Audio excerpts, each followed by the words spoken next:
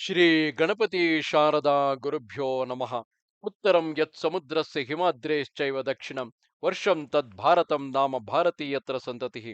ಶ್ರೋತೃಗಳಿಗೆ ಶ್ರೀ ಸ್ಕಾಂದ ಮಹಾಪುರಾಣದ 4ನೆಯ ಕಾಶಿ ಖಂಡದ ಪೂರ್ವಾರ್ಧದಲ್ಲಿ ಗಂಧವತಿ ಅಲಕಾಪುರಿಗಳ ವರ್ಣನವೆಂಬ 13ನೆಯ ಅಧ್ಯಾಯಕ್ಕೆ ಸ್ವಾಗತ. ಗಣಗಳು ಹೇಳುತ್ತಾರೆ: ಅಯ್ಯ, ಮಹಾಭಾಗ್ಯನಿಧಿಯಾದ ಶಿವಶರ್ಮ ದ್ವಿಜನೆ, ಈ ವರುಣಲೋಕದ ಉತ್ತರಕ್ಕೆ ವಾಯುದೇವನ ಪಟ್ಟಣವಾದ ಗಂಧವತಿಪುರಿಯು ವಿರಾಜಿಸುತ್ತಿದೆ ನೋಡು. ಈ ಪಟ್ಟಣದಲ್ಲಿ ಜಗತ್ತಿಗೆ ಪ್ರಾಣಸ್ವರೂಪನಾಗಿ ದಿಗೀಶ್ವರನೆನಿಸಿದ ಪ್ರಭಂಜನನು ನೆಲೆಸಿರುತ್ತಾನೆ. ಇವನು ಮಹಾದೇವನನ್ನು ಆರಾಧಿಸಿ ದಿಕ್ಪಾಲಕ ಪದವಿಯನ್ನು ಪಡೆದನು. ಹಿಂದೆ ಕಶ್ಯಪನ ಮಗನಾದ ಪೂತಾತ್ಮನೆಂದು ಪ್ರಸಿದ್ಧನಾದ ಓರ್ವನು ದೂರ್ಜಟಿಯ ರಾಜಧಾನಿಯಾದ ಕಾಶಿಯಲ್ಲಿ ಮಹತ್ತರವಾದ ತಪಸ್ಸನ್ನೆಸಗಿದನು. ಆತನು ಆ ವಾರಾಣಸಿ ಕ್ಷೇತ್ರದಲ್ಲಿ ಪವನೇಶ್ವರನೆಂಬ ಮಹಾಲಿಂಗವನ್ನು ಸ್ಥಾಪಿಸಿ 10 ಲಕ್ಷ ವರ್ಷಗಳ ಕಾಲ ಕಠಿಣವಾದ ತಪಸ್ಸನ್ನೆಸಗಿದನು. ಆ ಪವನೇಶ್ವರನನ್ನು ಸಂದರ್ಶಿಸಿದ ಮಾನವನು ಪಾಪ ಕಂಚುಕವನ್ನು ತೆಗೆದೆಸೆದು ಭೂತಾತ್ಮನಾಗಿ ಪವನನ ಈ ಗಂಧವತಿ ಪಟ್ಟಣದಲ್ಲಿ ವಾಸ ಮಾಡುತ್ತಾನೆ. ತರುವಾಯ ಇಂತಹ ಉಗ್ರ ತಪಸ್ಸುಗಳಿಗೆಲ್ಲ ಫಲವನ್ನು ಕೊಡುವ ಪರಮೇಶ್ವರನು ಜ್ಯೋತಿಸ್ವರೂಪನಾಗಿ ಆ ಲಿಂಗದಿಂದ ಆವಿರ್ಭವಿಸಿದನು. ಕರುಣಾಮೃತ ಸಾಗರನು ಪ್ರಸನ್ನಾತ್ಮನೂ ಆದ ಆ ಮಹೇಶ್ವರನು ಇಂತು ಆವಿರ್ಭವಿಸಿ, ಅಯ್ಯ ಸುವೃತನೆ ಭೂತಾತ್ಮ, ಏಳು, ವರವನ್ನು ಬೇಡು. ಈ ನಿನ್ನ ಉಗ್ರ ತಪಸ್ಸಿನಿಂದಲೂ ಈ ಶಿವಲಿಂಗಾರಾಧನೆಯಿಂದಲೂ ನಿನಗೆ ಕೊಡಬಾರದ್ದು ಚರಾಚರಾತ್ಮಕವಾದ ಈ ಜಗತ್ತಿನಲ್ಲಿ ಯಾವುದೂ ಇರುವುದಿಲ್ಲ ಎಂದು ಹೇಳಿದನು. ಭೂತಾತ್ಮನು ಕೇಳುತ್ತಾನೆ: ದೇವದೇವ, ಓ ಮಹಾದೇವ, ದೇವತೆಗಳಿಗೆಲ್ಲ ಅಭಯಪ್ರದನಾದ ಪ್ರಭುವೆ, ನೀನು ಬ್ರಹ್ಮ, ನಾರಾಯಣ, ಮಹೇಂದ್ರಾದಿ ಸಮಸ್ತ ದೇವತೆಗಳಿಗೂ ಪದವಿಗಳನ್ನು ಅನುಗ್ರಹಿಸುವವನು. ನೀನು ಇಂಥವನೆಂಬುದನ್ನು ವೇದಗಳು ಅರಿಯಲಾರದೆ ಹೋದವು. ಅವು ಇದಲ್ಲ ಇದಲ್ಲ ಎಂದು ಶತಪಥ ಬ್ರಾಹ್ಮಣತ್ವವನ್ನು ಹೊಂದಿದವು.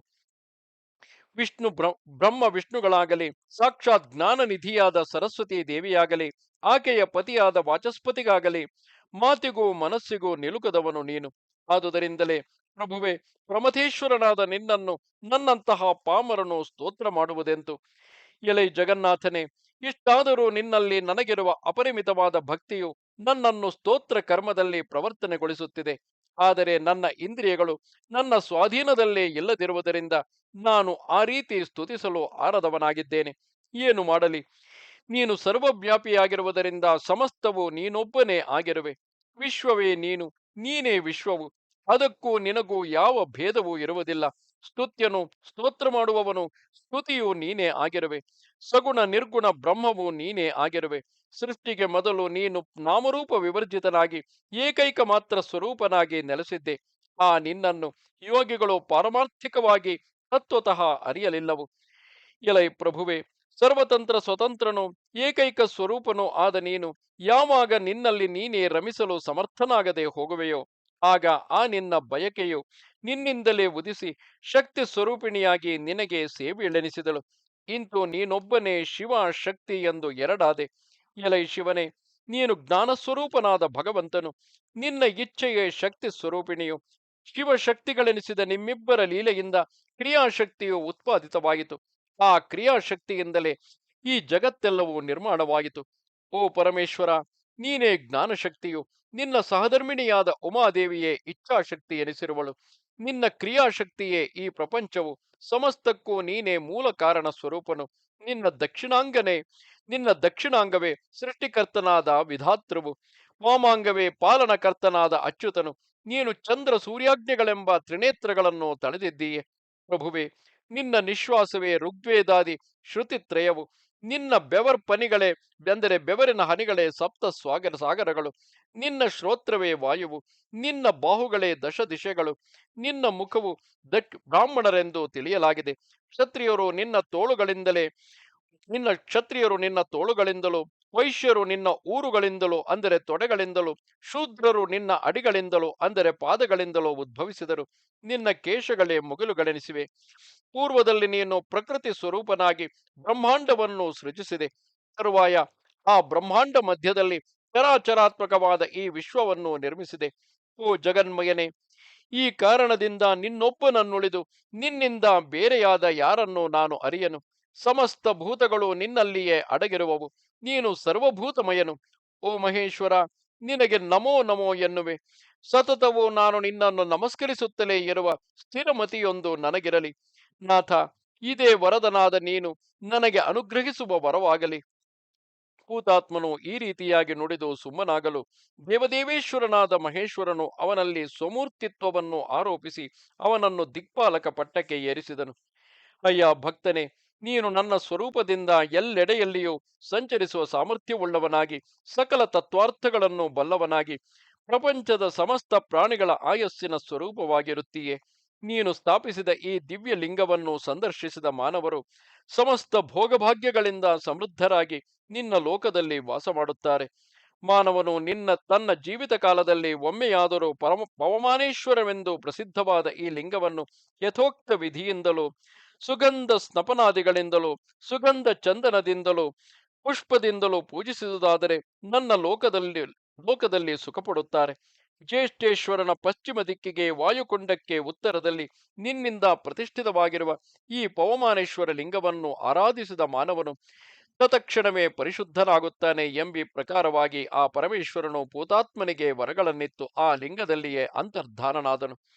ಗಣಗಳು ಹೇಳುತ್ತಾರೆ, ಅಯ್ಯ ಶಿವಶರ್ಮನೆ, ಈ ಪ್ರಕಾರವಾಗಿ ಈ ಗಂಧವತಿ ಪಟ್ಟಣದ ಸ್ವರೂಪವನ್ನು ನಿರೂಪಿಸಿದ್ದಾಯಿತು. ಈ ಗಂಧವತಿ ಪಟ್ಟಣಕ್ಕೆ ಪೂರ್ವದಲ್ಲಿ ಕಂಗೊಳಿಸುತ್ತಿರುವುದು ಕುಬೇರನ ಸರ್ವೈಶ್ವರ್ಯ ಸಮೃದ್ಧವಾದ ಅಲಕಾ ಪಟ್ಟಣವು. ಅಯ್ಯ ವಿಪ್ರನೆ, ಈ ಪಟ್ಟಣದೊಡೆಯನಾದ ಕುಬೇರನು ಕೂಡ ಭಕ್ತಿಯೋಗದಿಂದಲೇ ಪರಮೇಶ್ವರನಿಗೆ ಪರಮ ಮಿತ್ರನೆನಿಸಿ ಆತ್ಮವೇ ಮೊದಲಾದ ನವನಿಧಿಗಳಿಗೆ ಸ್ವಾಮಿ ಎನಿಸಿದ್ದಾನೆ. ಇಷ್ಟೇ ಅಲ್ಲದೆ ಆ ನಿಧಿಗಳನ್ನು ಅನುಭವಿಸುವವನು ಆಗಿದ್ದಾನೆ. ಶಿವಶರ್ಮನು ಕೇಳುತ್ತಾನೆ, ಎಲೈ ವಿಷ್ಣು ಪಾರ್ಷದರೆ, ಈ ಅಲಕಾಪುರದ ಒಡೆಯನೆಂಬುವನು ಯಾರು? ಈತನು ಯಾರ ಮಗನು? ಪರಮೇಶ್ವರನಲ್ಲಿ ಈತನಿಗಿರುವ ಭಕ್ತಿ ಎಂಥದು? ದೇವದೇವನಾದ ದೂರ್ಜಟಿಯಲ್ಲಿ ಇವನು ಆ ಭಕ್ತಿಯೋಗದಿಂದ ಮಿತ್ರನಾದುದೆಂತು? ಈ ವಿಚಾರವನ್ನು ಕೇಳಲು ನನ್ನ ಮನಸ್ಸು ಬಯಸುತ್ತಿದೆ. ನಿಮ್ಮೀರ್ವರ ವಾಕ್ಸುಧೆಯನ್ನು ಆಸ್ವಾದಿಸಿ ನನ್ನ ಮನಸ್ಸು ಅತ್ಯಂತವಾಗಿ ತೃಪ್ತಿಯನ್ನೈದುತ್ತಿದೆ. ಗಣಗಳು ಹೇಳುತ್ತಾರೆ, ಅಯ್ಯ ಶಿವಶರ್ಮನೆ, ನೀನು ಮಹಾಪ್ರಾಜ್ಞನು, ಪರಿಶುದ್ಧವಾದ ಇಂದ್ರಿಯಗಳುಳ್ಳವನು, ಜನ್ಮ ಜನ್ಮಾಂತರಗಳಲ್ಲಿಯ ಪಾಪ ಮಲಗಳನ್ನೆಲ್ಲ ತೀರ್ಥಕ್ಷೇತ್ರಾದಿಗಳಲ್ಲಿ ಸ್ನಾನದಾನಾದಿಗಳಿಂದ ತೊಳೆದವನು ಆಗಿದ್ದೀಯೆ. ಇಂತಹ ಪ್ರೇಮ ಸಂಪನ್ನನು ಮಿತ್ರನು ಆದ ನಿನ್ನಲ್ಲಿ ಹೇಳದಿರುವುದು ಏನೂ ಇರುವುದಿಲ್ಲ. ಸಾಧುಗಳೊಡನೆ ಸಂವಾದವನ್ನು ಬೆಳೆಸುವುದು ಎಲ್ಲ ಬಗೆಯ ಶ್ರೇಯಸ್ಸುಗಳ ಅಭಿವೃದ್ಧಿಯನ್ನು ಪಡೆಯುವುದಕ್ಕಾಗಿ ಎಂಬುದನ್ನು ನಾವು ಬಲ್ಲೆವು. ಅಯ್ಯ ದ್ವಿಜನೆ, ಆಲಿಸು. ಪೂರ್ವದಲ್ಲಿ ಕಾಂಪಿಲ್ಯವೆಂಬ ನಗರದಲ್ಲಿ ಸೋಮಯಾಜಗಳ ವಂಶದಲ್ಲಿ ಜನಿಸಿ ಯಜ್ಞವಿದ್ಯಾ ವಿಶಾರದನೆನಿಸಿದ ಯಜ್ಞದತ್ತ ದೀಕ್ಷಿತನೆಂಬುವನು ಒಬ್ಬನಿದ್ದನು. ಈತನು ವೇದಾಂಗಗಳಲ್ಲಿ ಮಹಾಪಂಡಿತನೇ ಅಲ್ಲದೆ ವೇದಾರ್ಥವನ್ನು ಬಹು ಚೆನ್ನಾಗಿ ಬಲ್ಲವನಾಗಿಯೂ ವೇದೋಕ್ತವಾದ ಆಚಾರಗಳನ್ನು ಬಿಡದೆ ನಡೆಸುವುದರಲ್ಲಿಯೂ ಬಹಳ ದಕ್ಷನಾಗಿಯೂ ಮಹಾರಾಜ ಮಾನ್ಯವಾಗಿ ಶ್ರೀಮಂತನಾಗಿ ದಾತೃವೆನಿಸಿ ಅಪಾರವಾದ ಕೀರ್ತಿಗೆ ಪಾತ್ರನೆನಿಸಿದ್ದನು. ಅಗ್ನಿ ಶುಶ್ರೂಷೆಯನ್ನು ಮಾಡುವುದರಲ್ಲಿ ಸತತವೋ ಆಸಕ್ತನಾಗಿ ವೇದಾಧ್ಯಯನ ತತ್ಪರನಾಗಿಯೂ ಇದ್ದ ಈ ಯಜ್ಞದತ್ತನಿಗೆ ಚಂದ್ರಬಿಂಬದಂತೆ ಬಹುಮನೋಹರವಾಗಿ ಕಂಗೊಳಿಸುತ್ತಿದ್ದ ಗುಣನಿಧಿ ಎಂಬ ಮಗನಿದ್ದನು. ಈ ಗುಣನಿಧಿಯು ಸಕಾಲದಲ್ಲಿ ತಂದೆಯಿಂದ ಉಪನೀತನಾಗಿ ವಿದ್ಯೆಯನ್ನು ಅಖಂಡವಾಗಿ ಗ್ರಹಿಸಿದನು. ಆದರೂ ಪೂರ್ವಜನ್ಮದ ವಾಸನಾ ವಿಶೇಷದಿಂದ ಇವನು ತಂದೆಗೆ ತಿಳಿಯದಂತೆಯೇ ಜೂಜಾಡುವುದರಲ್ಲಿ ನಿರತನಾದನು. ತಾಯಿಯಿಂದ ಆಗಿಂದಾಗ್ಗೆ ಬಹಳವಾಗಿ ಹಣವನ್ನು ತೆಗೆದುಕೊಂಡು ಹೋಗಿ ಜೊತೆಯ ಜೂಜುಕೋರರಿಗೆ ಕೊಟ್ಟು ಅವರೊಡನೆ ಸ್ನೇಹವನ್ನು ಮಾಡಿಕೊಂಡನು. ಕೆಲವು ಕಾಲದ ಮೇಲೆ ಇವನು ಬ್ರಾಹ್ಮಣಾಚಾರವನ್ನೆಲ್ಲ ಬದಿಗೆಟ್ಟು ಸ್ನಾನ ಸಂಧ್ಯಾವಂದನೆಗಳಿಗೆ ಪರಾನ್ಮುಖನೆನಿಸಿ ವೇದಶಾಸ್ತ್ರಗಳನ್ನು ಬ್ರಾಹ್ಮಣರನ್ನು ಹಳಿಯತೊಡಗಿದನು. ಸ್ಮೃತ್ಯುಕ್ತವಾದ ಆಚಾರಗಳನ್ನು ತೊರೆದು ಗೀತವಾದ್ಯ ವಿನೋದಗಳಲ್ಲಿ ತೊಡಗಿ ನಟುವರಲ್ಲಿಯೂ ಪಾಖಂಡಿಗಳಲ್ಲಿಯೂ ಭಂಡರಲ್ಲಿಯೂ ಬಹಳವಾಗಿ ವಿಶ್ವಾಸವನ್ನು ಬೆಳೆಸಿದನು. ತಾಯಿಯು ಇವನನ್ನು ಎಷ್ಟೋ ಬಗೆಯಿಂದ ಪ್ರೇರಿಸಿ ಕಳುಹಿಸಿದರೂ ಇವನು ತಂದೆಯ ಬಳಿಗೆ ಹೋಗುತ್ತಲೇ ಇರಲಿಲ್ಲ.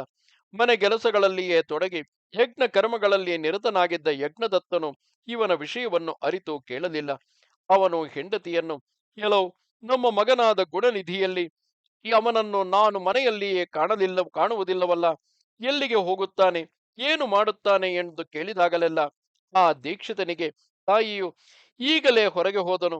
ಅವನು ಈವರೆಗೂ ಸ್ನಾನ ಮಾಡಿ ಬಹಳ ಹೊತ್ತು ದೇವತಾರ್ಚನೆಯನ್ನು ಮಾಡುತ್ತಿದ್ದು ಅಧ್ಯಯನ ಮಾಡಿ ಆ ವೇದಾಧ್ಯಯನಕ್ಕೆಂದೇ ಯಾರೋ ಒಬ್ಬರು ಸ್ನೇಹಿತರೊಡನೆ ಹೊರಗೆ ಹೋದನು ಎಂದು ಹೇಳುತ್ತಿದ್ದಳು. ಅವಳು ಏಕಪುತ್ರನೆಂಬ ವ್ಯಾಮೋಹದಿಂದ ದೀಕ್ಷಿತನಿಗೆ ಈ ರೀತಿ ಹೇಳಿ ಮೋಸಗೊಳಿಸುತ್ತಿದ್ದಳು. ಇದರಿಂದ ಯಜ್ಞದತ್ತ ದೀಕ್ಷಿತನಿಗೆ ಗುಣನಿಧಿಯ ನಡತೆಯಾಗಲಿ ಅವನು ಮಾಡುತ್ತಿದ್ದ ಕೆಲಸವಾಗಲಿ ತಿಳಿಯುತ್ತಿರಲಿಲ್ಲ. ಆದುದರಿಂದ ಅವನು ಆ ಹುಡುಗನ 16ನೆಯ ವರ್ಷದಲ್ಲಿ ಮಾಡಬೇಕಾದ ಬೌದಾನಿಕ ಕರ್ಮವನ್ನು ಸಾಂಗಗೊಳಿಸಿ ಸ್ವಶಾಖೋಕ್ತವಾದ ಅಶ್ವಲಾಯನ ಸೂತ್ರ ವಿಧಾನದಿಂದ ಅವನಿಗೆ ಮದುವೆಯನ್ನು ಮಾಡಿದನು. ಇದಾದ ಮೇಲೆ ಅವನ ತಾಯಿಯು ಪ್ರತಿನಿತ್ಯವೂ ಅವನನ್ನು ಕರೆದು ಸ್ನೇಹಾರ್ದ್ರ ಹೃದಯಳಾಗಿ, ಮಗು, ನಿಮ್ಮ ತಂದೆಯು ಬಹಳ ಕೋಪಿಷ್ಠರು. ನಿನ್ನ ನಡತೆ ಏನಾದರೂ ಅವರಿಗೆ ತಿಳಿದರೆ ನಿನ್ನನ್ನು ನನ್ನನ್ನು ಇಬ್ಬರನ್ನು ಹೊಡೆಯುತ್ತಾರೆ. ನಾನು ನಿತ್ಯವೂ ನಿನ್ನ ಈ ದುಶ್ಚೇಷ್ಟೆಯನ್ನು ಅವರಲ್ಲಿ ಹೇಳದೆ ಮರೆಮಾಚುತ್ತಿದ್ದೇನೆ. ಮಗು, ನಿಮ್ಮ ತಂದೆಯವರೆಂದರೆ ಸದಾಚಾರಗಳಿಂದಲೂ ಸದ್ಧರ್ಮದಿಂದಲೂ ಅರ್ಜಿಸಿದ ಸಂಪತ್ತಿನಿಂದಲೂ ಲೋಕಮಾನ್ಯರೆನಿಸಿದವರು. ಬ್ರಾಹ್ಮಣರಿಗೆ ಸಂಪತ್ತೆಂದರೆ ಸದ್ವಿದ್ಯೆ, ಸಾಧು ಸಂತರ ಸಹವಾಸ. ಕೇಳು, ನಿನ್ನ ತಾತ ಮುತ್ತಾತಂದಿರೆಲ್ಲರೂ ಒಳ್ಳೆಯ ಶ್ರೋತ್ರಿಯರು, ಸಾಂಗ ವೇದಾಧ್ಯಯನ ಸಂಪನ್ನರಾದ ಅನೂಚಾನರು, ದೀಕ್ಷಿತರು, ಸೋಮಯಾಜಗಳು ಎಂದು ಈ ಲೋಕದಲ್ಲಿ ಪ್ರಖ್ಯಾತಿಯನ್ನು ಪಡೆದಿದ್ದರು. ಆದುದರಿಂದ ನೀನು ಇನ್ನು ಮೇಲೆ ಈ ದುರ್ಮಾರ್ಗತನವನ್ನೆಲ್ಲ ಬಿಟ್ಟು ಸತ್ಸಂಗದಲ್ಲಿ ಪ್ರೀತಿಯುಳ್ಳವನಾಗಿ ಸನ್ಮಾರ್ಗದಲ್ಲಿ ನಡೆಯಬೇಕು. ನಿನ್ನ ಮನಸ್ಸೆಲ್ಲ ಸದ್ವಿದ್ಯೆಯಲ್ಲಿ ನೆಲೆಸಲಿ. ಬ್ರಾಹ್ಮಣರ ಆಚಾರವನ್ನು ನಡೆಸು. ನಿನಗೆ ರೂಪದಿಂದಲೂ ವಯಸ್ಸಿನಿಂದಲೂ ಕುಲಶೀಲಗಳಿಂದಲೂ ಸಮಾನಳಾದ ಹೆಂಡತಿಯು ದೊರಕಿದ್ದಾಳೆ. ನಿನಗಿನ್ನೂ 19 ವರ್ಷ, ಅವಳಿಗೆ ಇನ್ನೂ 16 ವರ್ಷ. ಮಗು ಗುಣನಿಧಿ, ನಿನ್ನ ಹೆಂಡತಿ ಎಂದರೆ ಒಳ್ಳೆಯ ಪತಿವ್ರತೆ, ಬಹು ಮುದ್ದಾಗಿ ಮಾತನಾಡುವಳು. ಇಂತಹ ಒಳ್ಳೆಯ ನಡತೆಯುಳ್ಳ ಹೆಂಡತಿಯನ್ನು ವರಿಸಿರುವ ನೀನು ಅವಳನ್ನು ಸರಿಯಾಗಿ ನಡೆಸಿಕೊ. ತಂದೆಯಲ್ಲಿ ಭಕ್ತಿಯನ್ನಿಟ್ಟುಕೋ. ನಿನ್ನ ಮಾವನೇನು ಸಾಮಾನ್ಯನೇ. ಗುಣಶೀಲಗಳಲ್ಲಿಯೂ ಎಲ್ಲ ಬಗೆಯಲ್ಲಿಯೂ ಆತನು ಬಹಳ ಗೌರವಸ್ಥ. ಆದುದರಿಂದ ನಾಚಿಕೆಯಾಗುವುದಿಲ್ಲಬೇಕೆ? ಮಗು, ಇನ್ನು ಮೇಲೆ ಈ ದುಷ್ಟತನವನ್ನು ಬಿಟ್ಟು ಬಿಡು. ಮಗನೇ ಗುಣನಿಧಿ, ನಿನ್ನ ಸೋದರ ಮಾವಂದಿರೆಂದರೆ ಸಾಮಾನ್ಯರೇ. ಕುಲದಲ್ಲಿ, ಶೀಲದಲ್ಲಿ, ವಿದ್ಯೆಯಲ್ಲಿ ಅವರೆಲ್ಲರೂ ಬಹು ಹೆಚ್ಚಿನವರು. ಹೀಗೆ ನೀನು ಉಭಯ ವಂಶಗಳ ಮೂಲಕವೂ ಶುದ್ಧನಾಗಿದ್ದು ಅವರಿಗೆ ಯಾವ ಬಗೆಯಲ್ಲಿಯೂ ಹೆದರುವುದೇ ಇಲ್ಲವಲ್ಲ. ಅಕ್ಕಪಕ್ಕದ ಮನೆಗಳ ಬ್ರಾಹ್ಮಣರ ಹುಡುಗರನ್ನಾದರೂ ನೋಡು. ನಿನ್ನ ತಂದೆಯಲ್ಲಿ ಭಕ್ತಿಯನ್ನಿಟ್ಟುಕೊಂಡು ವಿನಯ ಸಂಪನ್ನರಾಗಿ ಮನೆಯಲ್ಲಿಯೇ ವ್ಯಾಸಂಗ ಮಾಡುತ್ತಿರುವ ಶಿಷ್ಯರನ್ನಾದರೂ ನೋಡು. ನಮ್ಮ ದೊರೆ ಏನಾದರೂ ಈ ನಿನ್ನ ಕೆಟ್ಟ ನಡತೆಯನ್ನು ಕೇಳಿದ ಪಕ್ಷದಲ್ಲಿ ನಿನ್ನ ತಂದೆಯಲ್ಲಿನ ಶ್ರದ್ಧೆಯನ್ನು ತೊರೆದು ಜೀವನ ವೃತ್ತಿಯನ್ನೇ ತಪ್ಪಿಸಿಯಾನು. ಹೀಗೇನೋ ಜನಗಳು ಇನ್ನೂ ಹುಡುಗ, ಇದೆಲ್ಲ ಹುಡುಗಾಟಿಕೆಗಳು ಎನ್ನುತ್ತಾರೆ. ಆಮೇಲೆ ಅಯ್ಯೋ, ದೀಕ್ಷಿತರ ಮಗನು ಹೀಗಾದನೆ ಎಂದು ನಗುತ್ತಾರೆ. ಅಲ್ಲದೆ ನಿನ್ನ ತಂದೆಯನ್ನು ನನ್ನನ್ನು ನಿಂದಿಸುತ್ತಾರೆ. ಈ ಹುಡುಗನು ಈ ದುರ್ಭಾಷಣಾದಿಗಳಿಂದ ತಾಯಿಯ ನಡತೆಯನ್ನೇ ಅನುಸರಿಸಿದ್ದಾನೆ. ಇವನ ತಂದೆಯು ಪಾಪಿಷ್ಠನೇ.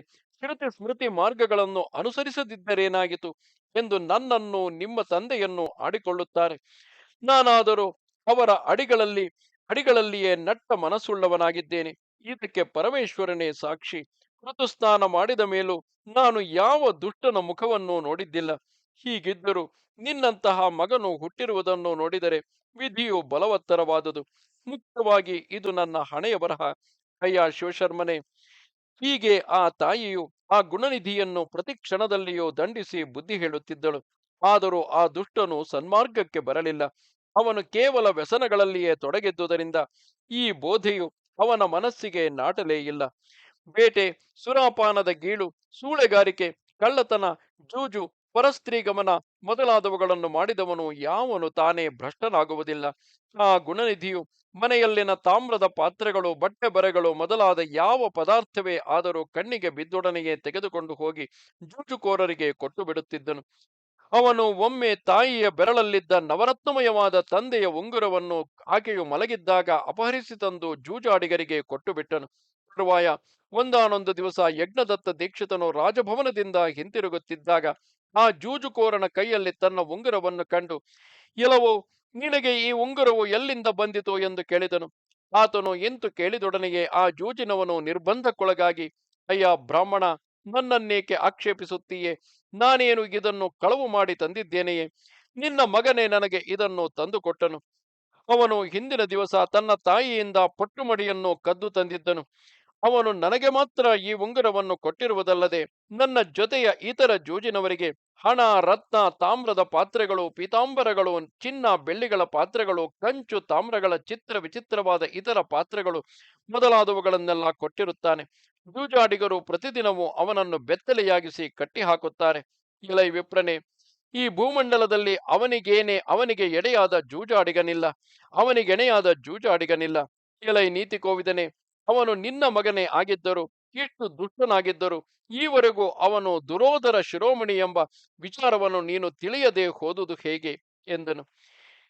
ಇದನ್ನು ಕೇಳಿ ಆ ಯಜ್ಞದೀಕ್ಷಿತನು ಲಜ್ಜೆಯಿಂದ ತಲೆ ತಗ್ಗಿಸಿಕೊಂಡು ಬಟ್ಟೆಯಿಂದ ಮುಖವನ್ನು ಮರೆ ಮಾಡಿಕೊಂಡು ನಿಜ ಮಂದಿರವನ್ನು ಪ್ರವೇಶಿಸಿ ಮಹಾಪತಿವ್ರತೆಯಾದ ತನ್ನ ಹೆಂಡತಿಯನ್ನು ಕರೆದು ಹೀಗೆಂದನು: ಎಲೆ ದೀಕ್ಷಿತಾಯಿನಿ, ಎಲ್ಲಿದ್ದೀಯೇ? ನಿನ್ನ ಮಗ ಆ ಗುಣನಿಧಿಯಲ್ಲಿ, ಅಥವಾ ಅವನಂತಿರಲಿ, ಅವನಿಂದ ಈಗೇನು? ಮಂಗಳಕರವಾದ ಆ ನನ್ನ ಮುದ್ರೆಯುಂಗರವೆಲ್ಲಿ? ನವರತ್ನಮಯವಾದ ಆ ಉಂಗುರವನ್ನು ಅಭ್ಯಂಜನ ಕಾಲದಲ್ಲಿ ಬೆರಳಿನಿಂದ ನೀನು ತೆಗೆದಿಟ್ಟೆಯಲ್ಲವೇ? ಅದನ್ನು ಜಾಗ್ರತೆಯಾಗಿ ತಂದುಕೊಡು ಎಂದು ಕೇಳಿದನು. ದೀಕ್ಷಿತಾಯಿನಿಯು ಈ ಮಾತನ್ನು ಕೇಳಿ ಬಹಳವಾಗಿ ಹೆದರಿದಳು. ಅವಳು, ಈಗ ಎದ್ದು ಮಾಧ್ಯಾಹ್ನಿಕ ಕ್ರಿಯೆಗಳನ್ನು ನಡೆಸಿರಿ, ದೇವರ ಪೂಜೆಗೆ ಅಣಿಮಾಡುವುದರಲ್ಲಿಯೂ ಅಡಿಗೆ ಮುಸುರೆ ಕೆಲಸಗಳನ್ನು ಮಾಡುವುದರಲ್ಲಿಯೂ ತೊಡಗಿದ್ದೇನೆ. ನನಗೆ ವಿರಾಮವಿಲ್ಲ. ಅತಿಥಿಗಳಿಗೆ ಹೊತ್ತು ಮೀರಿ ಹೋಗುತ್ತದೆ. ಈಗ ನಾವು ಇದನ್ನೆಲ್ಲ ಕಟ್ಟಿಕೊಳ್ಳಬಾರದು. ನೀವು ಅತಿಥಿ ಪ್ರಿಯರಲ್ಲವೇ?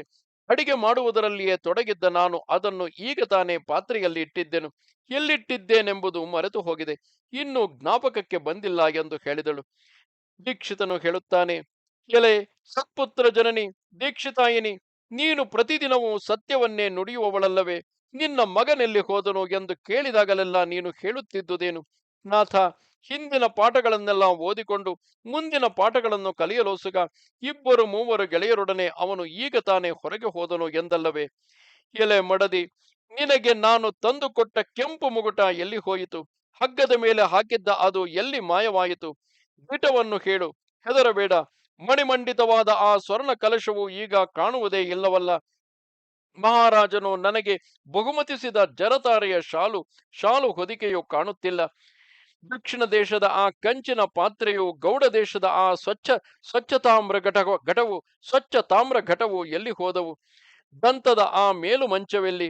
ಬೆಟ್ಟದ ಸೀಮೆಯಿಂದ ತಂದಿದ್ದ ಚಂದ್ರಕಾಂತ ಮಣಿಶಿಲೆಯ ಸರ್ವಾಲಂಕೃತವಾದ ಆ ದೀಪದ ಕೈಗೊಂಬೆಯಲ್ಲಿ? ಕೆಲವು ಸದ್ವಂಶ ಪ್ರಸೂತಳೆ, ನಾನು ಹೆಚ್ಚಾಗಿ ಹೇಳಲೇಕೆ? ನಿನ್ನ ವಿಷಯದಲ್ಲಿ ಸುಮ್ಮನೆ ಕೋಪ ಮಾಡಿಕೊಳ್ಳುವುದೇಕೆ? ನಾನು ಬೇರೊಂದು ಮದುವೆ ಮಾಡಿಕೊಂಡ ಮೇಲೆ ನಿನ್ನೊಡನೆ ಮಾತು. ದುಷ್ಟನೋ ಕುಲಕಳಂಕನೋ ಆದ ಅವನಿಂದ ನಾನು ಈಗ ಅಪುತ್ರವಂತನೋ ಆಗಿ ಹೋಗಿದ್ದೇನೆ. ಅವನಿದ್ದು ಇಲ್ಲದಂತೆಯೇ. ಏಳು, ಒಂದಷ್ಟು ದರ್ಬೆ ನೀರನ್ನು ತೆಗೆದುಕೊಂಡು ಬಾ. ಅವನಿಗೊಂದಿಷ್ಟು ತಿಲಾಂಜಲಿಯನ್ನು ಬಿಟ್ಟು ಬಿಡುತ್ತೇನೆ. ಲೋಕದಲ್ಲಿ ಮಾನವರು ಕುಲಪಾಂಸನರಾದ ಮಕ್ಕಳನ್ನು ಪಡೆಯುವುದಕ್ಕಿಂತ ಪುತ್ರವಂತರಾಗಿರುವುದೇ ಮೇಲು. ಕುಲಕ್ಕಾಗಿ ಒಬ್ಬನನ್ನು ಬಿಟ್ಟು ಬಿಡುವುದೇ ಸನಾತನ ಧರ್ಮ. ಹೀಗೆ ಹೇಳಿದ ತರುವಾಯ ದೀಕ್ಷಿತನಾದ ಆ ಯಜ್ಞದತ್ತನು ಎದ್ದು ಸ್ನಾನ ಮಾಡಿ ನಿತ್ಯ ವಿಧಿಯನ್ನೆಲ್ಲ ಮುಗಿಸಿ ಆ ದಿನವೇ ಒಬ್ಬನೊಬ್ಬ ಶ್ರೋತ್ರಿಯನ ಮಗಳನ್ನು ಮದುವೆ ಮಾಡಿಕೊಂಡನು. ತರುವಾಯ ಈ ಸುದ್ದಿಯನ್ನು ಕೇಳಿ ಆ ದೀಕ್ಷಿತನ ಮಗನಾದ ಗುಣನಿಧಿಯು ತನ್ನ ಹಿಂದಿನ ನಡತೆಯನ್ನೆಲ್ಲ ನಿಂದಿಸಿಕೊಂಡು ಯಾವುದೋ ಒಂದು ದಿಕ್ಕನ್ನು ಆಶ್ರಯಿಸ ಬಯಸಿ ಮನೆ ಬಿಟ್ಟು ಹೊರಟು ಹೋದನು. ಅವನು ಬಹಳವಾದ ಚಿಂತೆಗೊಳಗಾಗಿ ಹೀಗೆಂದುಕೊಂಡನು: ಎಲ್ಲಿಗೆ ಹೋಗಲಿ? ಏನು ಮಾಡಲಿ? ನಾನು ವಿದ್ಯಾಭ್ಯಾಸ ಮಾಡಿ ಪಂಡಿತನಾಗಿರುವುದಿಲ್ಲ, ನಿರ್ಧನನೂ ಆಗಿದ್ದೇನೆ. ದೇಶಾಂತರದಲ್ಲಿ ಧನವೇನೋ ಇರುವುದು, ಆದರೆ ಅದರ ಸುಖವನ್ನು ಒಳ್ಳೆಯ ವಿದ್ಯಾವಂತರಾದವರು ಅನುಭವಿಸುತ್ತಾರೆ. ಧನವಿದ್ದಲ್ಲಿ ಕಳ್ಳಕಾಕರ ಭೀತಿಯಾದರೂ ಉಂಟು, ವಿದ್ಯೆಗೆ ಯಾವ ಭಯವೂ ಇಲ್ಲ. ವಿದ್ಯಾವಂತನಾದವನು ಯಾವಾಗಲೂ ನಿರ್ಭಯನಾಗಿಯೇ ಇರುತ್ತಾನೆ. ಸೋಮಯಾಜಿಗಳ ವಂಶದಲ್ಲಿ ಹುಟ್ಟೆಂಬುದಲ್ಲಿ ಇಂತಹ ದುರ್ವ್ಯಸನಗಳೆಂದರೇನು? ಹಾಹಾ, ವಿಧಿಯು ಬಹಳ ಬಲವತ್ತರವಾದುದು. ಅದು ಮನುಷ್ಯನನ್ನು ಪೂರ್ವಜನ್ಮದ ಕರ್ಮಗಳಲ್ಲಿಯೇ ತೊಡಗಿಸಿರುತ್ತದೆ. ನನಗೆ ಭಿಕ್ಷೆಗೆತ್ತಲು ಬಾರದು. ಹೇಗಾದರೂ ಎಲ್ಲಿಯಾದರೂ ಒಂದು ಕಡೆ ಕಾಲ ಹಾಕೋಣವೆಂದರೆ ನನಗೆ ಪರಿಚಿತರಾದವರು ಯಾರೂ ಇರುವುದಿಲ್ಲ. ಬಳಿಯಲ್ಲಿ ಧನವೇನೂ ಇಲ್ಲ. ಹೀಗಿರುವಾಗ ನನ್ನ ಗತಿಯೇನು? ಇನ್ನೂ ಸೂರ್ಯನು ಹುಟ್ಟದಿರುವಾಗಲೇ ನನ್ನ ತಾಯಿಯು ನನಗೆ ಮೃಷ್ಟಾನ್ನ ಭೋಜನವನ್ನು ನೀಡುತ್ತಿದ್ದಳು. ಅಂತಹ ಭೋಜನವನ್ನು ಈಗ ಯಾರು ಕೊಡುವವರು? ಹಾಗೆ ಭೋಜನವಿಡುವ ತಾಯಿಯಾದರೂ ಇಲ್ಲಿ ಇರುವುದಿಲ್ಲ. ಕೆಲ ಶಿವಶರ್ಮನೆ, ಗುಣನಿಧಿಯು ಈ ರೀತಿ ಯೋಚಿಸುತ್ತಿರುವಂತೆಯೇ ಸೂರ್ಯನು ಅಸ್ತಮಿಸಿದನು. ಅದೇ ಸಮಯದಲ್ಲಿ ಒಬ್ಬನೊಬ್ಬ ಶಿವಭಕ್ತನು ಮಹಾಪೂಜೆಯ ಸಂಭಾರಗಳನ್ನು ತೆಗೆದುಕೊಂಡು ಶಿವರಾತ್ರಿಯಲ್ಲಿ ಉಪವಾಸವಿದ್ದು ಶಿವನನ್ನು ಅರ್ಚಿಸಲೋಸುಗ ಊರ ಹೊರಗೆ ಬಂದನು. ಆಗ ಗುಣನಿಧಿಯು ಹಸಿದಿದ್ದವನಾಗಿ ಆ ಪಕ್ವಾನ್ನಗಳ ವಾಸನೆಯನ್ನು ಹಿಡಿದು, ರಾತ್ರಿಯಲ್ಲಿ ಶಿವನಿಗೆ ನೈವೇದ್ಯವನ್ನು ಮಾಡುವ ಈ ಅನ್ನವನ್ನು ನಾನು ಪಡೆಯತಕ್ಕದ್ದು ಎಂದುಕೊಂಡು ಅವನನ್ನು ಹಿಂಬಾಲಿಸಿ ನಡೆದನು. ಹೀಗೆ ನೈವೇದ್ಯದನ್ನದ ಆಶೆಯಿಂದ ಗುಣನಿಧಿಯು ಆ ಶಿವಭಕ್ತನನ್ನು ಹಿಂಬಾಲಿಸಿ ಹೋಗಿ ಶಿವನನ್ನು ಅರ್ಚಿಸಲು ಅವನು ದೇವಾಲಯಕ್ಕೆ ಹೋದ ಮೇಲೆ ಬಾಗಿಲಲ್ಲಿಯೇ ಕುಳಿತು ಆ ಭಕ್ತನೆಸಗಿದ ಮಹಾಪೂಜೆಯನ್ನು ನೋಡಿದನು.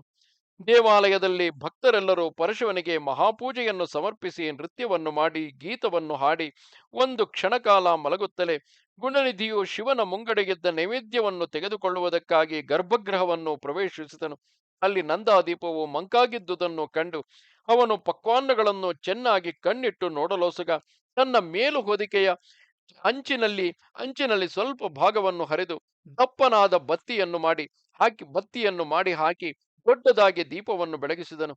ತರುವಾಯ ಅವನು ಅಲ್ಲಿದ್ದ ಪಕ್ವಾನ್ನಗಳನ್ನು ತೆಗೆದುಕೊಂಡು ಜಾಗ್ರತೆಯಾಗಿ ಹೊರಗೆ ಬರುತ್ತಿರುವಾಗ ಅವನ ಕಾಲು ಹೊಡೆತದಿಂದ ಮಲಗಿದ್ದವನೊಬ್ಬನು ಎಚ್ಚರಗೊಂಡನು.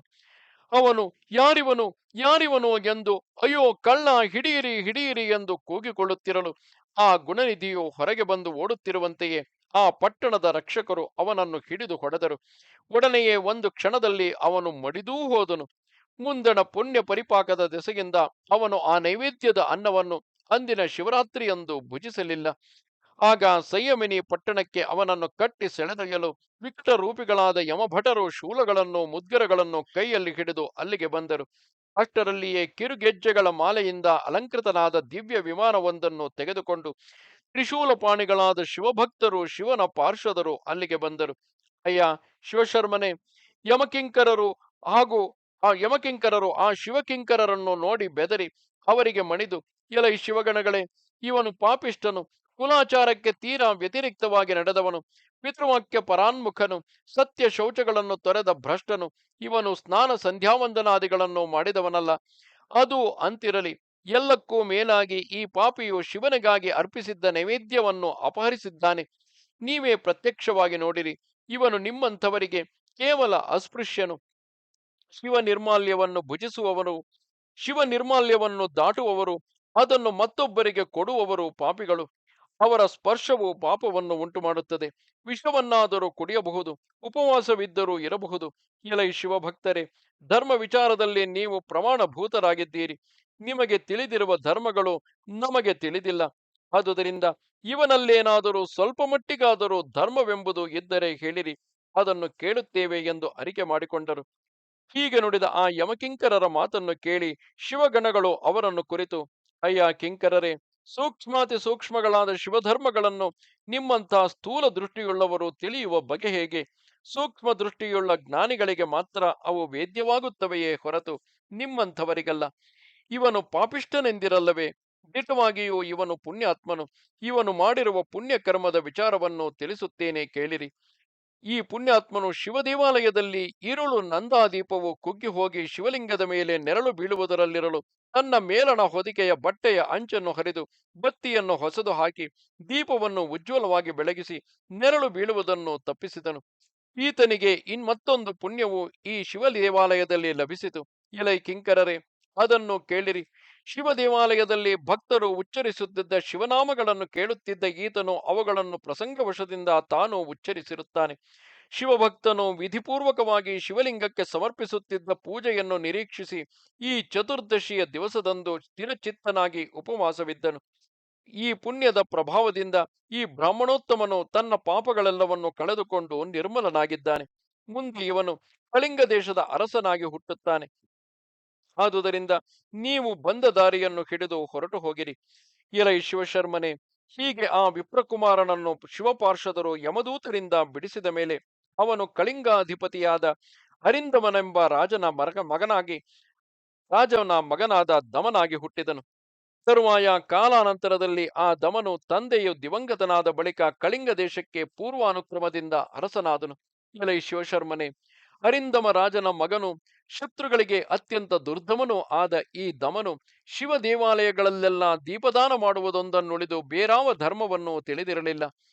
ಅವನು ತನ್ನ ದೇಶದಲ್ಲಿದ್ದ ಗ್ರಾಮಾಧಿಕಾರಿಗಳನ್ನೆಲ್ಲ ಕರೆಯಿಸಿ ಈ ರೀತಿ ಆಜ್ಞಾಪಿಸಿದನು. ಯಾವನ ಗ್ರಾಮದಲ್ಲೇ ಅಲ್ಲದೆ ಸುತ್ತಮುತ್ತಲೂ ಎಷ್ಟು ಶಿವಾಲಯಗಳಿವೆಯೋ ಅಷ್ಟರಲ್ಲಿಯೂ ಯಾವ ವಿಚಾರವನ್ನು ಮಾಡದೆ ನಂದಾದೀಪಗಳನ್ನು ಬೆಳಗಿಸತಕ್ಕದ್ದು. ಹಾಗೆ ಮಾಡದೇ ಇರುವವನು ದಂಡನೆಗೆ ಅರ್ಹನಾಗುತ್ತಾನೆ. ಈ ನನ್ನ ಆಜ್ಞೆಗೆ ಭಂಗ ತಂದು ತಪ್ಪಿತಸ್ಥನಾದವನ ಶಿರಸ್ಸನ್ನು ನಾನೇ ಯಾವ ಸಂಶಯವೂ ಇಲ್ಲದೆ ಛೇದಿಸಿ ಬಿಡುತ್ತೇನೆ. ದೊರೆಯಾದ ಅವನ ಈ ಆಜ್ಞೆಯ ಭಯದಿಂದ ಅವನ ರಾಜ್ಯದ ಪ್ರತಿಯೊಂದು ಶಿವಾಲಯದಲ್ಲಿಯೂ ದೀಪಗಳು ಬೆಳಗಿಸಲ್ಪಟ್ಟವು. ಧಮರಾಜನು ಹೀಗೆ ತಾನು ಬದುಕಿರುವವರೆಗೂ ಇದೇ ಧರ್ಮವನ್ನು ನಡೆಸುತ್ತಿದ್ದು ಆ ಮೂಲಕ ಅಪರಿಮಿತವಾದ ಪುಣ್ಯವನ್ನು ಪಡೆದು ಕೆಲ ಕಾಲದ ಮೇಲೆ ಕಾಲಧರ್ಮವನ್ನು ಹೊಂದಿದನು. ಅವನು ಹಿಂದಿನ ಜನ್ಮದಲ್ಲಿ ಶಿವ ದೇವಾಲಯದ ನಂದಾದೀಪವನ್ನು ಉಜ್ವಲಗೊಳಿಸುವುದರ ಕರ್ಮವಾಸನೆಯಿಂದ ಈ ಜನ್ಮದಲ್ಲಿಯೂ ಅನೇಕ ದೇವಾಲಯಗಳಲ್ಲಿ ದೀಪವನ್ನು ಬೆಳಗಿಸಿ ಫಲಕ ಪಟ್ಟಣದ ಒಡೆಯನಾಗಿ ರತ್ನ ದೀಪಗಳ ಆಶ್ರಯವನ್ನು ಪಡೆದನು. ಅಯ್ಯ ಶಿವಶರ್ಮನೆ, ಹೀಗೆ ಶಿವನಿಗೆ ಸಲ್ಲಿಸಿದ ಅಲ್ಪ ಸೇವೆಯು ಕಾಲಾನಂತರದಲ್ಲಿ ಬಹುವಾಗಿ ಫಲಿಸುತ್ತದೆ. ಈ ವಿಷಯವನ್ನು ಅರಿತುಕೊಂಡು ಆತ್ಮ ಸುಖವನ್ನು ಬಯಸುವ ಮಾನವರೆಲ್ಲರೂ ಶಿವನನ್ನು ಸೇವಿಸತಕ್ಕದ್ದು, ಶಿವ ಭಜನೆಯನ್ನು ಮಾಡತಕ್ಕದ್ದು.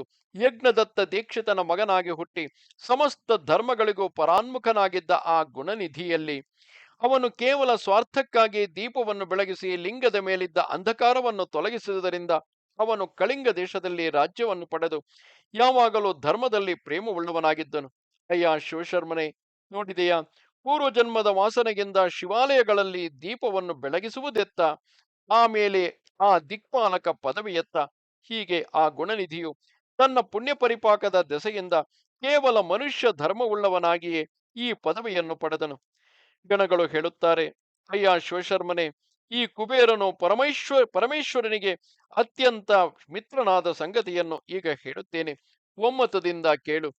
ಅಯ್ಯ ವಿಪ್ರನೆ, ಪೂರ್ವದ ಪಾದ್ಮಕಲ್ಪದಲ್ಲಿ ಬ್ರಹ್ಮ ಮಾನಸ ಪುತ್ರನಾದ ಪುಲಸ್ತ್ಯ ಬ್ರಹ್ಮನಿಂದ ವಿಶ್ರವಸ್ಸೆಂಬುವನು ಜನಿಸಿದನು. ಅವನಿಗೆ ವೈಶ್ರವಣನು ಮಗನು. ಈ ವೈಶ್ರವಣನು ಪರಮೇಶ್ವರನನ್ನು ಅತ್ಯುಗ್ರವಾದ ತಪಸ್ಸಿನಿಂದ ಮೆಚ್ಚಿಸಿ ಪೂರ್ವದಲ್ಲಿ ಈ ಅಲಕ ರಾಜ್ಯವನ್ನು ಅನುಭವಿಸಿದನು. ಆತ್ಮಕಲ್ಪವು ಕಳೆದ ಮೇಲೆ ಈ ರೌದ್ರ ಕಲ್ಪದಲ್ಲಿ ಯಜ್ಞದತ್ತನ ಮಗನಾದ ಈ ಗುಣನಿಧಿಯು ಕುಬೇರನಾಗಿ ಆ ಪರಶಿವನನ್ನು ಕುರಿತು ದುಸ್ಸರಹವಾದ ತಪಸ್ಸನ್ನು ಮಾಡಿದನು. ಅವನು ಶಿವ ದೇವಾಲಯದಲ್ಲಿ ಬೆಳಗಿಸಿದ ದೀಪ ಮಾತ್ರದಿಂದಲೇ ತನಗೆ ದೊರೆತ ಅಲಕಾಪುರಾಧಿಪತ್ಯವನ್ನು ಪರಿಭಾವಿಸಿ ಅದರಿಂದ ಶಿವಶಕ್ತಿ ಪ್ರಭಾವವನ್ನು ಚೆನ್ನಾಗಿ ಅರಿತುಕೊಂಡು ಕೈಲಾಸವನ್ನು ಸೇರಿದ ಬಳಿಕ ತಪಸ್ಸೆಂಬ ಜಾಜ್ವಲ್ಯಮಾನವಾದ ದೀಪವನ್ನು ಶಿವನ ಸನ್ನಿಧಿಯಲ್ಲಿ ಬೆಳಗಿಸಿದನು. ಶಿವನೆಂಬ ಒಂದೇ ಬತ್ತಿಯುಳ್ಳದ್ದಾಗಿ ಅನನ್ಯವಾದ ಭಕ್ತಿ ಎಂಬ ತೈಲದಿಂದ ತುಂಬಿ ಆತನ ಪ್ರಭಾವವನ್ನು ಕುರಿತ ಧ್ಯಾನದಿಂದ ನಿಶ್ಚಲನಾಗಿ ಶಿವೈಕ್ಯ ಜ್ಞಾನವೆಂಬ ಮಹಾಪಾತ್ರದಲ್ಲಿ ತಪಸ್ಸೆಂಬ ಅಗ್ನಿಯಿಂದ ಹೊತ್ತಿಸುವುದಾಗಿ ಕಾಮ ಕ್ರೋಧಗಳೆಂಬ ಮಹಾ ವಿಘ್ನಕರಗಳಾದ ಪತಂಗದ ಹುಳುಗಳ ಹೊಡೆತವೇನೂ ಇಲ್ಲದೆ ಪ್ರಾಣವಾಯುವನ್ನು ನಿರೋಧಿಸಿದ್ದುದರಿಂದ ಗಾಳಿಯ ಬೀಸುವಿಕೆಯಡುಗಿ ನಿರ್ಮಲವಾದ ಜ್ಞಾನದೃಷ್ಟಿಯ ದೆಸೆಯಿಂದ ನಿರ್ಮಲವಾಗಿ ಆ ತಪಸ್ಸೆಂಬ ಅವನ ಪರಮಾಶ್ಚರ್ಯಕರವಾದ ರತ್ನ ಪ್ರದೀಪವು ಬಹುವಾಗಿ ಬೆಳಗುತ್ತಿದ್ದಿತು. ಹೀಗೆ ತಪೋರತ್ನ ದೀಪವನ್ನು ಬೆಳಗಿಸಿದ ತರುವಾಯ ಆ ಕುಬೇರನು ಸದ್ಭಾವ ಕುಸುಮಗಳಿಂದ ಸಂಪೂಜಿತವಾದ ಶಾಂಭವ ಲಿಂಗವನ್ನು ಸ್ಥಾಪಿಸಿ ದೇಹದಲ್ಲಿ ಎಲುಬು ಚರ್ಮಗಳು ಮಾತ್ರ ಉಳಿದಿರಲು 1,00,000 ಸಂವತ್ಸರಗಳ ಕಾಲ ತಪಸ್ಸನ್ನೆಸಗಿದನು. ಬಳಿಕ ಕೈಲಾಸಾಧಿಪತಿಯಾದ ವಿಶ್ವೇಶ್ವರನು ತನ್ನ ಮಡದಿಯಾದ ವಿಶಾಲಾಕ್ಷಿಯೊಡನೆ ಅಲ್ಲಿ ಪ್ರತ್ಯಕ್ಷನಾಗಿ ಆ ಅಲಕಾಪತಿಯನ್ನು ಕಂಡು ಪ್ರಸನ್ನಾಂತರಂಗವುಳ್ಳವನಾಗಿ ಶಿವಲಿಂಗದಲ್ಲಿಯೇ ನಟ್ಟ ಮನಸ್ಸುಳ್ಳವನಾಗಿ ಕದಲದೆ ಕುಳಿತಿದ್ದ ಅವನನ್ನು ಕುರಿತು, ಓ ಅಲಕೇಶ್ವರ, ಇನ್ನು ತಪಸ್ಸನ್ನು ಸಾಕು ಮಾಡು, ಇದು ನಾನು ನಿನಗೆ ಪ್ರತ್ಯಕ್ಷನಾಗಿ ವರದನಾಗಿರುವೆನು ಎಂದು ಹೇಳಿದನು. ತಪೋಧನನಾದ ಆ ಕುಬೇರನು ಕಣ್ಣುಗಳನ್ನು ತೆರೆದು ನೋಡುವಷ್ಟರಲ್ಲಿಯೇ ಅವನ ಮುಂಗಡೆ ಒಂದೇ ತಡವೆಯೇ ಉದಿಸಿದ ಸಹಸ್ರ ಸೂರ್ಯರಿಗಿಂತಲೂ ಅಧಿಕವಾದ ತೇಜಸ್ಸುಳ್ಳವನಾಗಿ ಉಮಾದೇವಿಯೊಡಗೂಡಿದ ಶ್ರೀಕಂಠನು ಚಂದ್ರಚೂಡನು ಆದ ಆ ಪರಶಿವನು ಕಾಣಿಸಿದನು. ಆ ತೇಜಸ್ಸಿನಿಂದ ಅವನ ಕಣ್ಣಿನ ತೇಜಸ್ಸು ತಿರಸ್ಕೃತವಾಗಿ ಹೋಗಲು ಅವನು ಕಣ್ಣುಗಳನ್ನು ಮುಗಿದುಕೊಂಡು ತನ್ನ ಮನೋರಥದ ದಾರಿಗೂ ನಿಲುಕದಿರುವ ಆ ದೇವದೇವೇಶ್ವರನನ್ನು ಕುರಿತು, ಓ ನನ್ನ ಪ್ರಭುವೆ, ನಿನ್ನ ಪಾದದರ್ಶನವನ್ನು ಮಾಡುವ ದೃಷ್ಟಿ ಸಾಮರ್ಥ್ಯವನ್ನು ನನಗೆ ದಯಪಾಲಿಸು. ನಾಥ, ಇದೇ ನನಗೆ ವರವಾಗಲಿ. ಸಾಕ್ಷಾತ್ತಾಗಿ ನೀನೇ ದೃಗ್ಗೋಚರನಾಗಿರುವಾಗ ಬೇರೊಂದು ವರದಿಂದ ಆಗುವ ಪ್ರಯೋಜನವೇನು? ಓ ಚಂದ್ರಮೌಳಿ, ಇದೋ ನಿನಗೆ ನಮಸ್ಕಾರವು ಎಂದು ಹೇಳಿದನು. ಇಂತು ನುಡಿದ ಆ ಕುಬೇರನ ಮಾತುಗಳನ್ನು ಕೇಳಿ ಉಮಾಪತಿಯು ತನ್ನ ಪಾಣಿತಲದಿಂದ ಅವನನ್ನು ಸ್ಪರ್ಶಿಸಿ ತನ್ನ ದಿವ್ಯ ಸ್ವರೂಪವನ್ನು ಸಂದರ್ಶಿಸುವ ಸಾಮರ್ಥ್ಯವನ್ನು ಅವನಿಗೆ ಅನುಗ್ರಹಿಸಿದನು. ಅವನಾದರೋ ಮುಗಿದ ಕಣ್ಣುಗಳನ್ನು ತೆರೆದು ಮೊದಲು ಆ ಶಂಭುವಿನ ಸಮೀಪದಲ್ಲಿಯೇ ಇದ್ದ ಉಮಾದೇವಿಯನ್ನು ಕಂಡನು. ಸ್ವಾಮಿಯ ಬಳಿ ಇರುವ ಈ ಸರ್ವಾಂಗ ಸುಂದರಿಯಾದ ಹೆಂಗಸಾರು, ಈಕೆಯು ಹೀಗೆ ಸತತವು ಪರಶಿವನೊಡನೆಯೇ ಇರಲು ನನಗಿಂತಲೂ ಅಧಿಕವಾದ ಅದಾವ ತಪಸ್ಸನ್ನು ಎಸಗಿದಳು. ಆಹಾ, ಏನು ಈಕೆಯ ರೂಪ! ಈಕೆಯ ಪ್ರೇಮವು, ಸೌಭಾಗ್ಯವು, ತೇಜಸ್ ಸಮೃದ್ಧಿಯು ಎಷ್ಟು ಅಪಾರವಾಗಿದೆ ಎಂದುಕೊಳ್ಳುತ್ತಾ ಅವನು ಆ ದೇವಿಯನ್ನೇ ನೋಡತೊಡಗಿದನು. ಅವನು ಈ ಮಾತನ್ನೇ ಅಡಿಗಡಿಗೂ ಹೇಳುತ್ತಾ ಕ್ರೂರ ದೃಷ್ಟಿಯಿಂದ ಆ ದೇವಿಯನ್ನು ನೋಡುತ್ತಿರುವಂತೆಯೇ ಈ ಆ ಅನುಚಿತ ವೀಕ್ಷಣದ ಫಲವಾಗಿ ಅವನ ಎಡಗಣ್ಣು ಸಿಡಿದು ಹೋಯಿತು. ಆ ತರುವಾಯ ಉಮಾದೇವಿಯು ಪ್ರಭುವನ್ನು ಕುರಿತು, ನಾಥ, ಈ ದುಷ್ಟ ತಾಪಸನು ನನ್ನ ತಪಪ್ರಭಾವವನ್ನು ತಿರಸ್ಕರಿಸುತ್ತಾ ಈ ರೀತಿ ಅಸಭ್ಯವಾಗಿ ನುಡಿಯುತ್ತಾ ಅಡಿಗಡಿಗೂ ನೋಡುತ್ತಿರುವನೇಕೆ? ಇವನು ನನ್ನ ರೂಪವನ್ನು, ಸೌಭಾಗ್ಯವನ್ನು, ಸಂಪತ್ತನ್ನು ನೋಡಿ ಅಸೂಯೆ ಪಡುತ್ತಾ ತನ್ನ ಎಡಗಣ್ಣು ಸಿಡಿದು ಹೋಗಿದ್ದರೂ ಬಲಗಣ್ಣಿನಿಂದ ಹಾಗೆಯೇ ಮತ್ತೆ ಮತ್ತೆ ನೋಡುತ್ತಿದ್ದಾನೆ ಎಂದು ನುಡಿದಳು. ದೇವಿಯಾಡಿದ ಈ ಮಾತುಗಳನ್ನು ಕೇಳಿ ಪ್ರಭುವು ನಸುನಗುತ್ತಾ ಅವಳನ್ನು ಕುರಿತು, ಕೆಲವು ಉಮಾದೇವಿಯೇ, ಇವನು ನಿನ್ನ ಮಗನು. ಇವನು ಕ್ರೂರ ದೃಷ್ಟಿಯಿಂದ ನಿನ್ನನ್ನು ನೋಡುತ್ತಿಲ್ಲ. ಆದರೆ ನಿನ್ನ ತಪಶ್ರೀಯು ಅದೆಂತಹ ಮಹತ್ತರವಾದುದು ಎಂಬುದನ್ನು ದೃಷ್ಟಿಯಿಂದಲೇ ವರ್ಣಿಸಿ ಹೇಳುತ್ತಿದ್ದಾನೆ ಎಂದು ನುಡಿದು ಸಮಾಧಾನಪಡಿಸಿ ಅವನನ್ನು ಕುರಿತು ಮತ್ತೆ ಇಂತೆಂದನು. ವತ್ಸ, ನಿನ್ನ ಈ ತಪಸ್ಸಿನಿಂದ ಸಂತೋಷಗೊಂಡಿರುವ ನಾನು ನಿನಗೀಗ ವರಗಳನ್ನು ಕೊಡುತ್ತೇನೆ. ನೀನು ಸಮಸ್ತ ನಿಧಿಗಳಿಗೂ ಅಧೀಶ್ವರನಾಗಿರು. ಅಂತೆಯೇ ಗುಹ್ಯಕರಿಗೂ ಒಡೆಯನೆನಿಸು. ಯಕ್ಷರಿಗೂ ಕಿನ್ನರರಿಗೂ ಭೂಮಂಡಲದ ಸಮಸ್ತ ದೊರೆಗಳಿಗೂ ರಾಕ್ಷಸರಿಗೂ ಅರಸನೆನಿಸಿ ಧನದನೆಂದು ಪ್ರಖ್ಯಾತನಾಗು. ಎಲೈ ಸುವ್ರತನೆ, ನಿನಗೆ ನನ್ನೊಡನೆ ಯಾವಾಗಲೂ ಸಖ್ಯವಿರಲಿ. ನಾನು ನಿನ್ನ ಸಮೀಪದಲ್ಲಿ ಹಲಕಾ ಪಟ್ಟಣದ ಬಳಿಯಲ್ಲಿಯೇ ಯಾವಾಗಲೂ ನಿನಗೆ ಪ್ರೀತಿಯನ್ನು ಹೆಚ್ಚಿಸುವುದಕ್ಕಾಗಿ ವಾಸ ಮಾಡುತ್ತಿರುತ್ತೇನೆ. ಅಯ್ಯ, ಇಲ್ಲಿ ಬಾ. ಈಕೆಯು ನಿನಗೆ ತಾಯಿಯು. ಈಕೆಯ ಅಡಿಗಳಿಗೆ ಬೀಳು ಎಂದು ವರವನ್ನು ಕೊಟ್ಟು ದೇವದೇವನಾದ ಆ ಪರಮೇಶ್ವರನು ಶಿವೆಯನ್ನು ಕುರಿತು, ದೇವಿ, ತಪಸ್ವಿನಿಯಾದ ನೀನು ನಿನ್ನ ಕುಮಾರಕನಾಗಿರುವ ಈತನನ್ನು ಅನುಗ್ರಹಿಸು ಎಂದು ಹೇಳಿದನು. ದೇವಿಯು ಹೇಳುತ್ತಾಳೆ, ಮಗು, ನಿನಗೆ ಈ ಭವನಲ್ಲಿ ನಿಶ್ಚಲವಾದ ಸತತ ಭಕ್ತಿ ಇರಲಿ. ನಿನ್ನ ಎಡಗಣ್ಣು ಸಿಡಿದು ಹೋಗಿರುವುದರಿಂದ ಇನ್ನು ಮುಂದೆ ನೀನು ಏಕಪಿಂಗನೆಂದು ಪ್ರಸಿದ್ಧನಾಗಿರು. ನನ್ನ ಸ್ವಾಮಿಯು ನಿನಗೆ ಅನುಗ್ರಹಿಸಿಕೊಟ್ಟಿರುವ ವರಗಳೆಲ್ಲವೂ ಅಂತೆಯೇ ಫಲಿಸಲಿ. ಮಗನೇ, ನೀನು ನನ್ನ ರೂಪವನ್ನು ಕಂಡು ಅಸೂಯೆ ಪಟ್ಟೆಯಾದ ಕಾರಣ ಡೊಂಕುಮೆಯುಳ್ಳವನಾಗಿ ಕುಬೇರನೆಂದು ಹೆಸರು ಪಡೆ.